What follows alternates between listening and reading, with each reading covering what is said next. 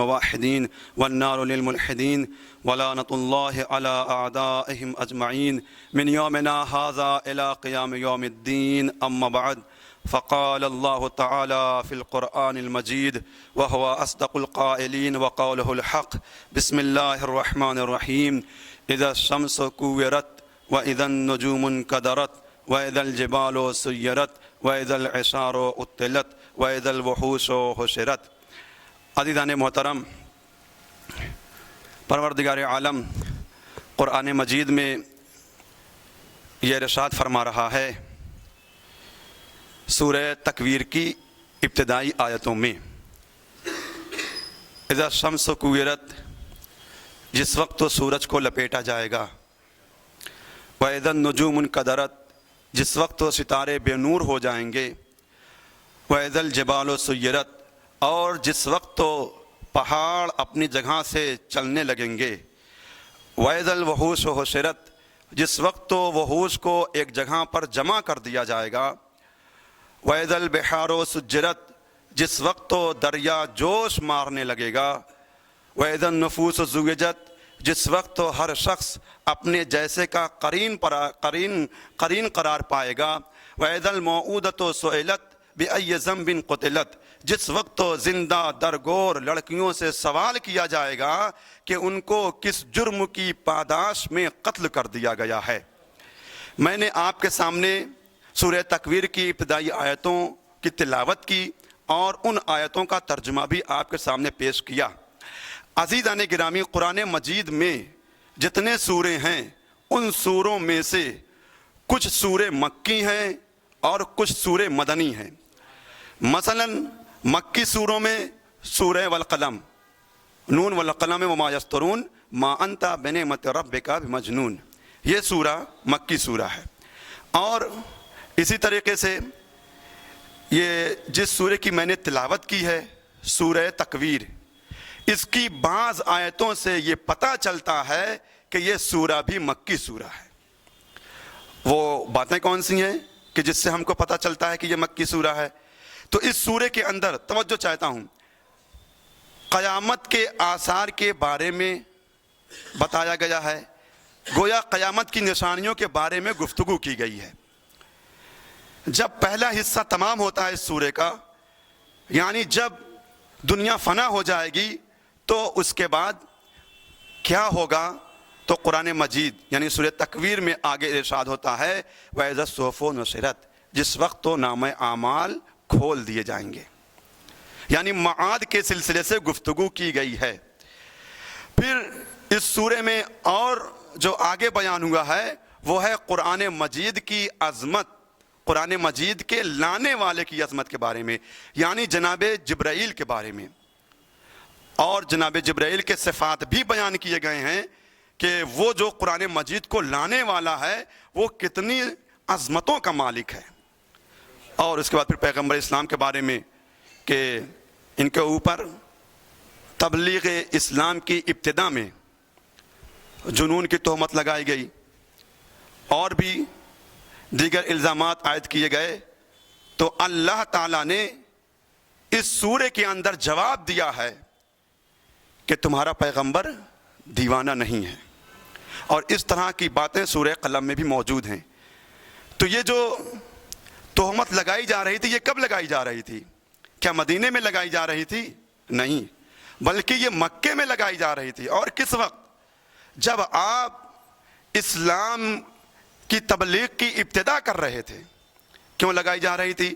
تاکہ ان کی باتوں کو سنجیدہ نہ لیا جائے اور اس طرح سے ان کے مشن کو یہاں پہ ختم کر دیا جائے۔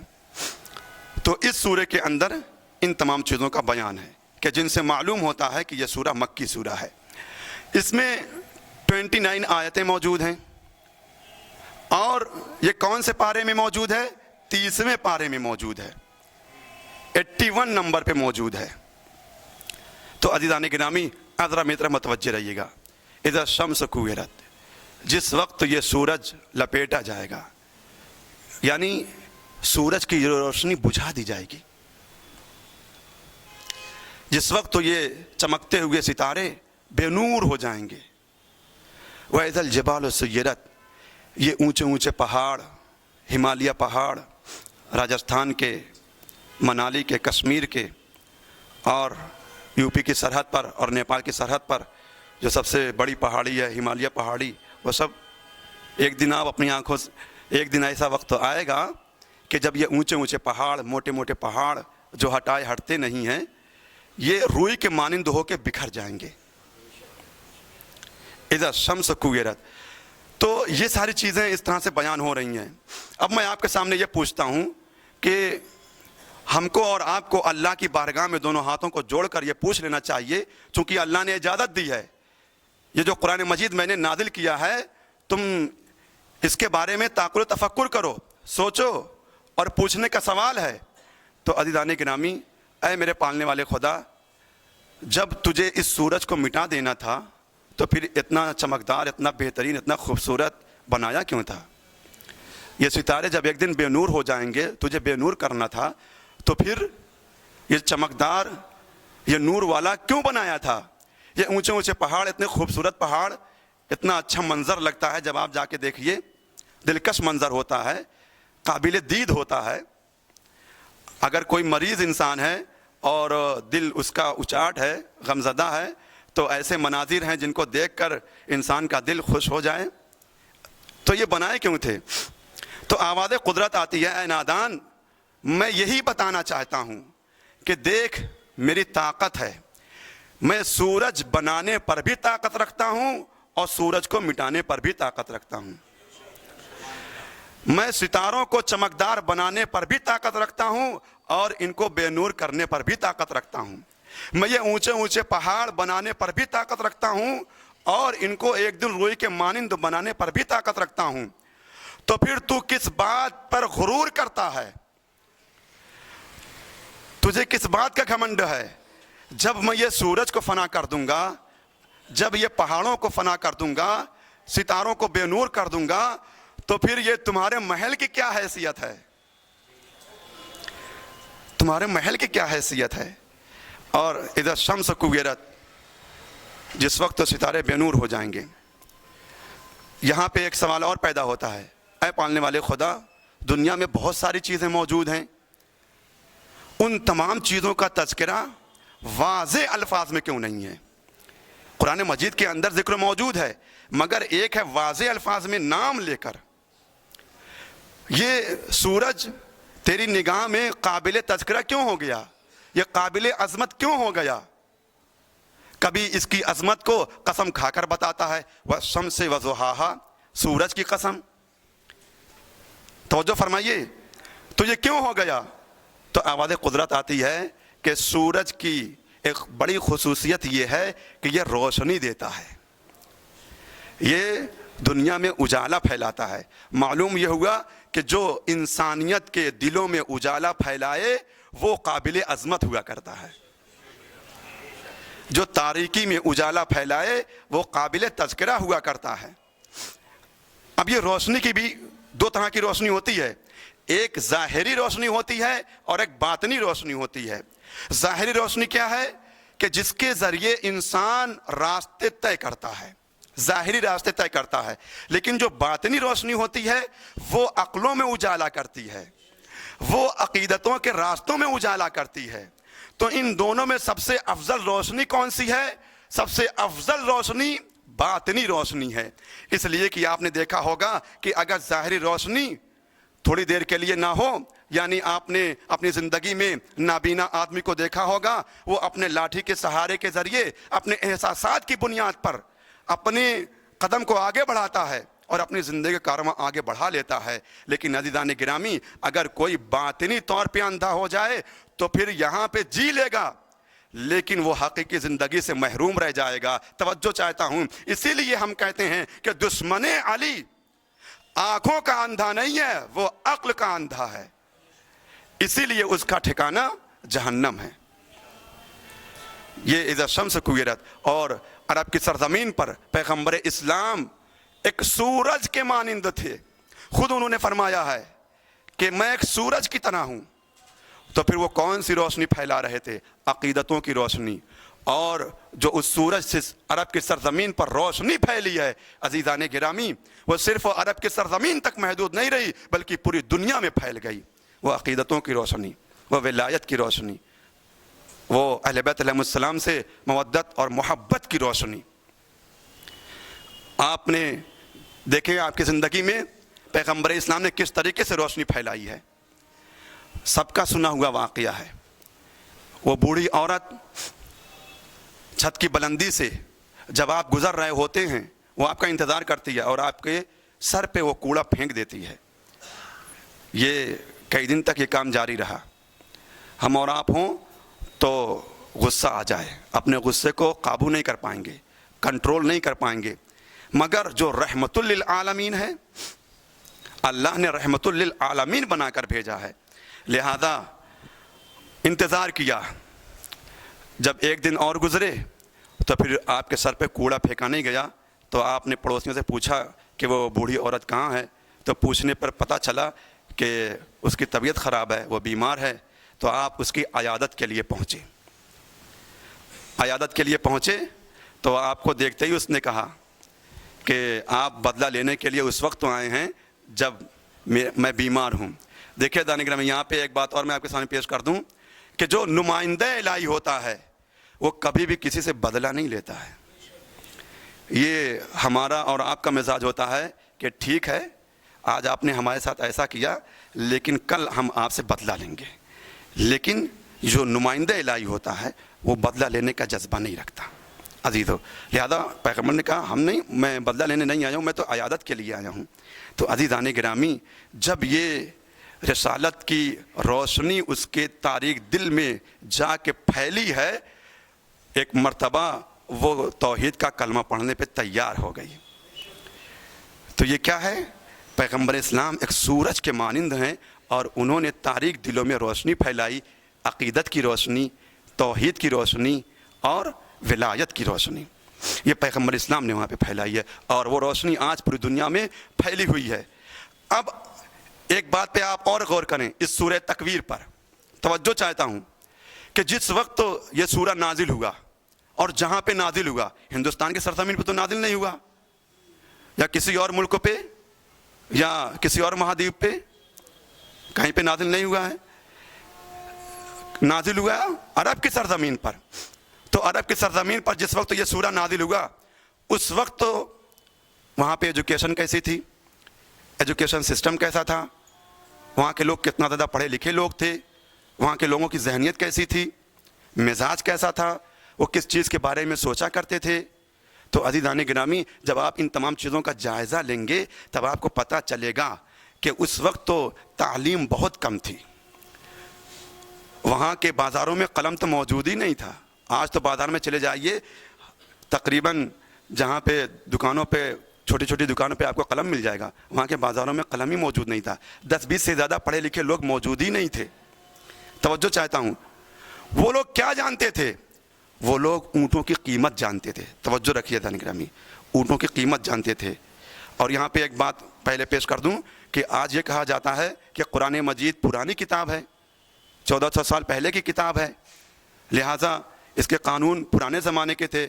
اس وقت تو مصلحت تھی، مجبوری تھی، اسلام پھیل رہا تھا، اس طرح کے جو ہے وہ سوالات لوگ اٹھاتے ہیں۔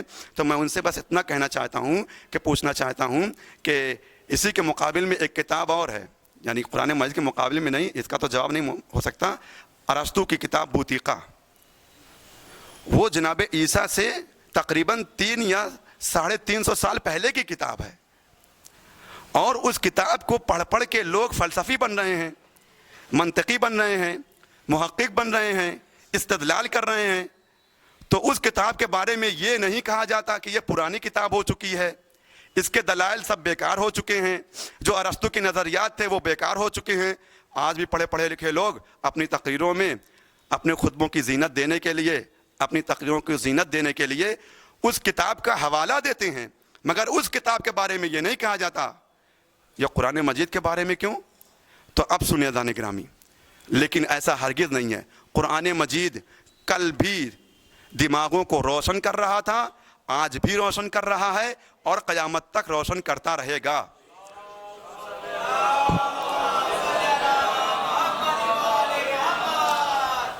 تو جس وقت یہ سورہ نازل ہوا اس وقت کا جائزہ یہ ہے ان لوگوں کا، وہ اونٹوں کی قیمت جانتے تھے، وہ حسب اور نسب پہ فخر کرنا جانتے تھے، وہ قافلوں کو لوٹ لینا جانتے تھے، وہ صرف یہ جانتے تھے کہ دنیا ہی دنیا ہے، اس کے علاوہ کوئی اور دنیا نہیں ہے۔ وہ یہ جانتے تھے کہ گھوڑوں کی قیمت کیا ہے، اور ایک جملہ اور اضافہ کر دوں، وہ یہ جانتے تھے کہ کون سا گھوڑا میدان جنگل سے جلدی بھاگ لے جائے گا، بھگا کے لے کے جائے گا، وہ یہ جانتے تھے۔ وہ جو ہے وہ اس زمانے میں ان لوگوں نے سورج کو دیکھا، یہ تو روشنی دیتا ہے، تو اس کی پوجا کرنے لگے۔ انہوں نے پہاڑوں کو دیکھا، اتنے اونچے اونچے پہاڑ، یہ تو ہم سے بہت بلند ہیں، اس کی عبادت کرنے لگے۔ انہوں نے یہ پرشانت مہاساگر دیکھے، جو سب سے بڑا کیا نام ہے سمندر ہے، اس کو دیکھا، اس کی عبادت کرنے لگے۔ عزیزان گرامی، اب ایسے ماحول میں ایک مرتبہ جب یہ قرآن مجید اس سورہ کو لے کر نازل ہوا، اور اس نے کیا کہا، اذا الشمس کوورت، انسانوں کے ذہنوں کو جھجھوڑ دیا، اذا الشمس کوورت واذا النجوم انکدرت واذا الجبال سیرت، یہ جس وقت ستارے لپیٹ دیے جائیں گے، یہ ستارے بے نور ہو جائیں گے، یہ پہاڑ اپنے جگہ سے چلنے لگیں گے۔ تو عزیزان گرامی، معلوم یہ ہوا کہ جو سورج کی عبادت کر رہے تھے ایک مرتبہ چونک پڑے، ارے ہم تو اس کی عبادت کر رہے تھے، یہ سورج فنا ہو جائے گا۔ معلوم یہ ہوا کہ جو چیز فنا ہو جاتی ہے وہ عبادت کے قابل نہیں ہوا کرتی ہے، جو ہمیشہ باقی رہنے والی ہے اس کی عبادت ہوا کرتی ہے۔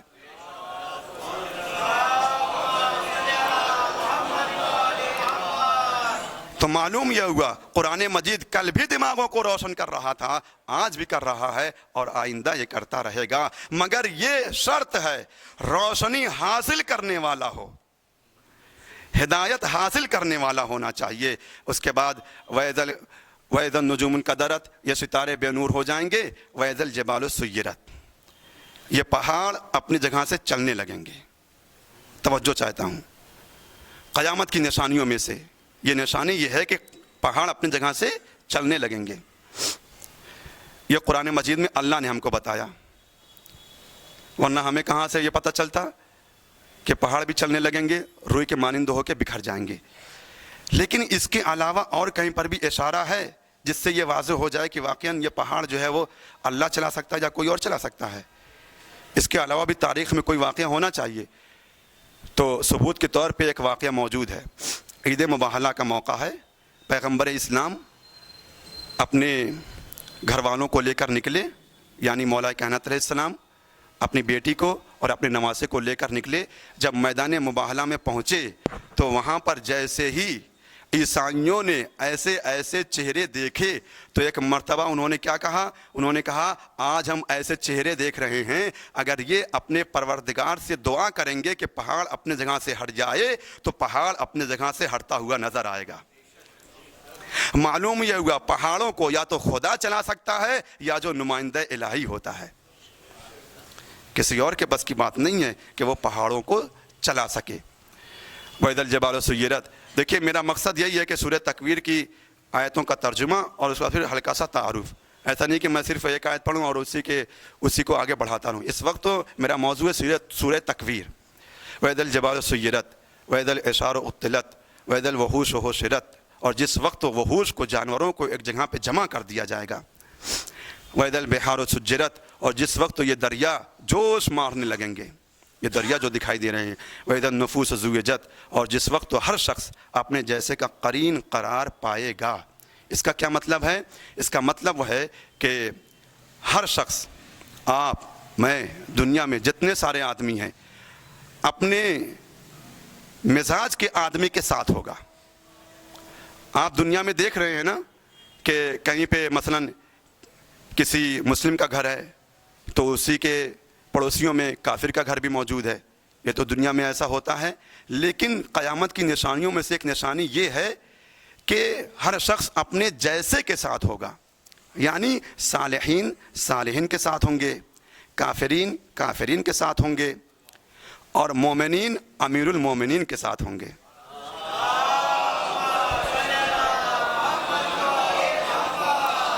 وَإِذَا النُّفُوسُ زُوِّجَتْ وَإِذَا الْمَوْءُودَةُ سُئِلَتْ بِأَيِّ ذَنبٍ قُتِلَتْ، اس سورے کی سب سے مشہور آیت، تفسیر کی دنیا میں سب سے مشہور آیت یہ دونوں آیتیں ہیں. آخر مشہور کیوں ہیں وہ سن لیجئے. وَإِذَا الْمَوْءُودَةُ سُئِلَتْ، جس وقت تو زندہ درگور لڑکیوں سے سوال کیا جائے گا، بِأَيِّ ذَنبٍ قُتِلَتْ، ان کو کس جرم کی پاداش میں قتل کر دیا گیا. یہ عرب کے ہاں کچھ خاندانوں میں یہ بات مشہور تھی، تفسیر میں ہے، اس لیے میں نہیں کہہ رہا ہوں کہ عرب میں مشہور تھا. کچھ خاندان ایسے تھے وہاں پہ کہ اگر ان کے ہاں کسی بیٹی کی پیدائش ہوتی تھی تو وہ اپنے گھر میں ایک گڑھا کھودتے تھے، اور اس کے بعد اگر نوزائیدہ بچہ لڑکی ہوتی تو اس کو فوراً دفن کر دیتے، اور اگر لڑکا ہوتا تو اس کی تربیت کرتے. شاید ان کی نگاہ میں یہ تھا کہ لڑکی جو ہے وہ کما نہیں سکتی، اور اس لیے جو ہے وہ اس قبیح امر کو انجام دیتے تھے. تو عزیزان گرامی، یہ قبیح امر کس قدر ہے نگاہ پروردگار میں کہ اللہ یہ کہتا ہے. ہونا تو یہ چاہیے تھا کہ قاتلوں سے سوال ہوتا، توجہ چاہتا ہوں، قاتلوں سے سوال ہوتا، اس لیے کہ دنیا کا دستور یہی ہے کہ چوری کرنے والے سے سوال ہوتا ہے تم نے چوری کیوں کی، قتل کرنے والے سے سوال ہوتا ہے کہ تم نے قتل کیوں کیا، ظالم سے سوال ہوتا ہے کہ تم نے ظلم کیوں کیا. لیکن یہاں پہ اس آیت میں فلسفہ پلٹ گیا. اللہ کیا کہہ رہا ہے؟ جس وقت تو زندہ درگور لڑکیوں سے سوال کیا جائے گا، یعنی وہ لڑکیاں جو زندہ دفن کر دی گئیں ان سے سوال کیا جائے گا کہ تم کو کس جرم کی پاداش میں قتل کر دیا گیا. میں کہوں گا پالنے والے خدا، آخر یہ کیا ماجرا ہے؟ ایسا کیوں ہے؟ قاتلوں سے تو سوال کر، دفن کرنے والوں سے سوال کر، تو آواز قدرت آتی ہے. یہ اتنا زیادہ قبیح امر ہے کہ میری نگاہ میں قاتل اس لائق بھی نہیں ہے کہ میں اس سے پوچھوں کہ تم نے یہ جرم کیوں کیا ہے. اس لیے میں زندہ درگور لڑکیوں سے سوال کر کے اور قاتلوں کو واصل جہنم کر دوں گا. عزیزان گرامی، تو اب آپ دیکھیں ان دونوں آیتوں پہ غور و فکر فرمائیں. اور یہ دونوں آیتیں ان کمظرف اور نادان لوگوں کے لیے نصیحت ہے. وہ لوگ کہ جو کہتے ہیں اسلام کے اندر عورت کو عزت نہیں ہے. اس سے بڑی عزت کیا ہو سکتی ہے کہ قیامت کی نشانیوں میں شامل کر دیا گیا ہے کہ زندہ لڑکیوں سے سب سے پہلے سوال ہوگا. یہ کون کہتا ہے عزت نہیں ہے؟ یہ اللہ نے عزت دی ہے کہ دیکھو کہ سماج میں، معاشرے میں ایک عورت کی کتنی زیادہ عزت ہے. اور اس کے بعد پھر جب یہ قیامت کی نشانیاں واقع ہوں گی، یعنی سورج جب فنا ہو جائے گا، ستارے بے نور ہو جائیں گے اور یہ پہاڑ ختم ہو جائیں گے، تو اس کے بعد کیا ہوگا؟ ایک بھیانک ماحول ہوگا جان گرامی. اس وقت ڈراؤنا ماحول، اتنا ڈراؤنا ماحول ہوگا کہ اسی سورہ کے اندر ہے کہ وَإِذَا الْوُحُوشُ حُشِرَتْ، جس وقت تو وحوش کو جمع کیا جائے گا. یعنی کیا مطلب؟ کہ آپ اپنی زندگی میں دیکھتے ہیں کہ شیر جہاں پہ ہوتا ہے وہاں پہ کوئی کیا نام ہے ایسا جانور جو ہم اپنے گھر پہ باندھتے ہیں، وہ بکری ہو کچھ بھی ہو، وہ اکٹھا نہیں ہو سکتے. لیکن قیامت کی نشانیوں میں سے ایسی نشانی ہے کہ اتنا زیادہ ڈراؤنا ماحول ہوگا، بھیانک ماحول ہوگا کہ یہ جانور ایک جگہ پہ اپنے ڈر کو، اپنے خوف کو کم کر رہے ہوں گے. وَإِذَا الْوُحُوشُ حُشِرَتْ، جس وقت وحوش کو ایک جگہ پہ جمع کیا جائے گا. یہ ساری نشانیاں قیامت کی نشانیوں میں سے ہیں. اس کے بعد ہوگا کیا؟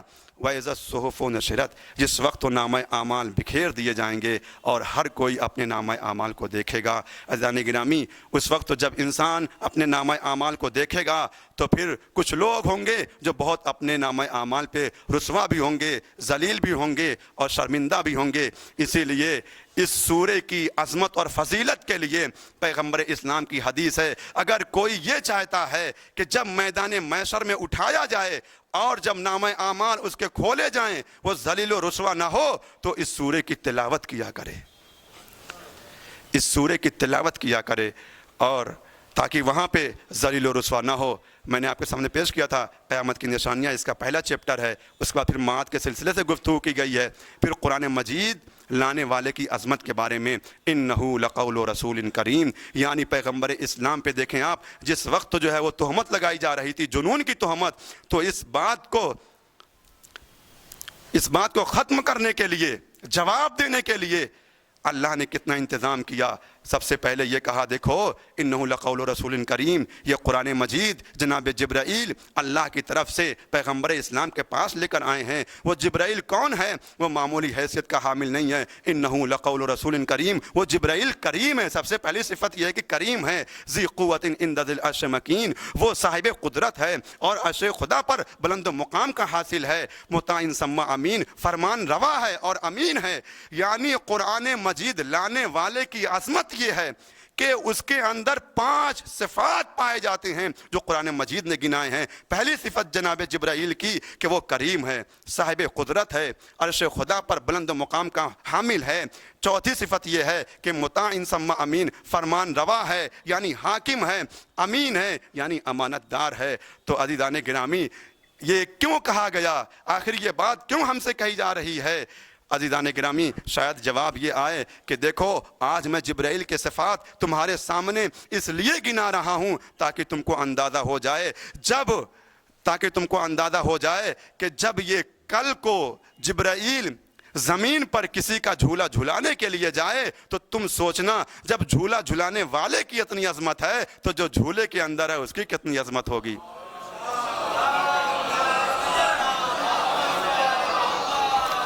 جب قرآن لانے والے کی اتنی عظمت ہے تو پھر جس پہ قرآن مجید نازل ہوا ہے اس کی کتنی عظمت ہوگی. عزیزان گرامی، واقعاً پیغمبر اسلام کی بے پناہ عظمت ہے. اللہ نے وَإِنَّكَ لَعَلَىٰ خُلُقٍ عَظِيمٍ، خلق عظیم کے منصب پر فائز کیا ہے. ان سے بڑا کوئی صاحب اخلاق نہیں عزیزو، لیکن دنیا والوں نے نہیں سمجھا. آخر میں یہی کہوں گا کہ پالنے والے خدا پروردگار ہم سب کو نیک اعمال بجا لانے کی توفیق عطا فرما. پروردگار اہل بیت علیہ السلام کے طفیل میں ہمارے گناہوں کو معاف فرما. پروردگار ہم سب کو نیک اعمال بجا لانے کی توفیق عطا فرما. پروردگار امام زمانہ علیہ السلام کے ظہور میں تعجیل عطا فرما اور ہم سب کو ان کے اعوان و انصار میں شمار فرما. بسم اللہ الرحمن الرحیم. والعصر ان الانسان لفی خسر الا الذین آمنوا وعملوا الصالحات وتواصوا بالحق وتواصوا بالصبر. وہ کتاب اٹھا دیجیے، کتاب جلدی سے، چھوٹی والی. ہاں